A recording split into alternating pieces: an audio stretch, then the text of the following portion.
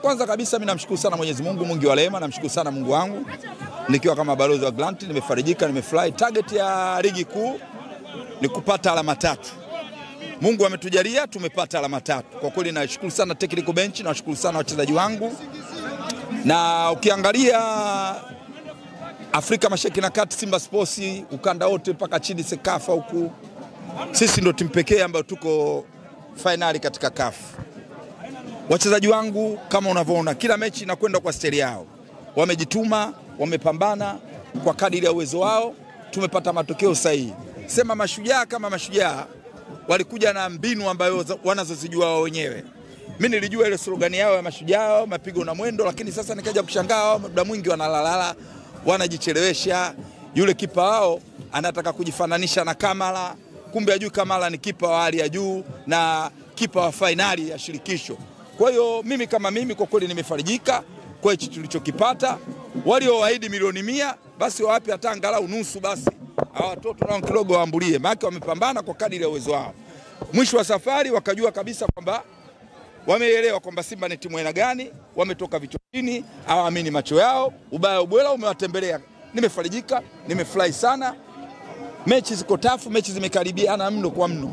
Tuna mechi leo tarehe 2, tuna mechi tarehe 5, tuna mechi tarehe 8, tuna mechi tarehe 11, tuna mechi tarehe 17 tukiwa Morocco. Kwa hiyo mwalimu anafanya ile rotation ya iliyotukuka. Kwa hiyo kama unafanya rotation iliyotukuka, lazima kidogo kuwe na discipline ya uchezaji. Na washukuru wachezaji wangu, tumetoka hakuna hata majeruhi. Hilo ndio jambo kwa kweli namshukuru sana Mwenyezi Mungu. Nimefarijika, mzee wamepasi milioni, dalili za mvua, mawingu, hawaamini macho yao. Mawingu kwa maana gani ya dalili hizo za mvua? Sija nishapata alama 3 kwenye mbio za ubingwa nipo. Nasubiri tarehe ya dabi itakavyopangwa. Basi shughuli nimemaliza na watani kama wajaja. Subiri tarehe ya dabi. Tunaisubiri. Tena mimi sikutegemea kama wenzetu kumbe walienda kasi. Mungu huyo. Si walisema wameenda kasi? Sasa kasi. Wao ndio waliosema waizuie timu yetu isiingie uwanjani. Kwanza mimi nawapongeza sana viongozi wangu. Kingine ninachotaka kuambia wana Simba wenzangu, tumepata viongozi waliotukuka. Viongozi wenye kuelewa na kutaka Simba yetu tupeleke katika ile nchi ambayo tunaitaka sisi wana Simba, nchi ya football. Kwa nini nawasifia mimi viongozi wangu? Ukija ukiangalia sasa hivi kama mwenyekiti wetu Murtaza Mangungu, yeye kama yeye anajitoshelesha yeye mwenyewe sababu yeye ni mwenyekiti wa wanachama pamoja na sisi mashabiki wa Simba Sports.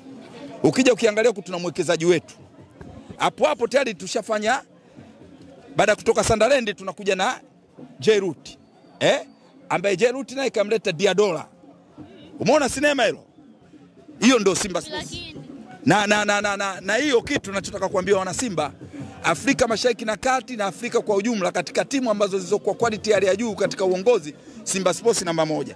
Leo hii Sunderland hayupo. Anatoka Sunderland. Simba hatupo. Tunaendelea. Lakini timu zingine akitoka muuza jezi tu, biashara na wao kushine. Simba tunabakia pale pale. Kwa mimi bwana nawapongeza sana viongozi wangu wa kutaka kufanya papara, wamefuata taratibu. Kama tulivyoona mechi ya dabi dada yangu itakuwa pale pale. Sisi wengine tuna pressure, tuna enjoy. Kama unavyoona mzee umepasi milioni, bado na chembe chembe ya nani? Bado wasana yote na medali ya CAF. Shukrani sana. Pamoja tusizalo bajaji ndege tufikishe nyumbani.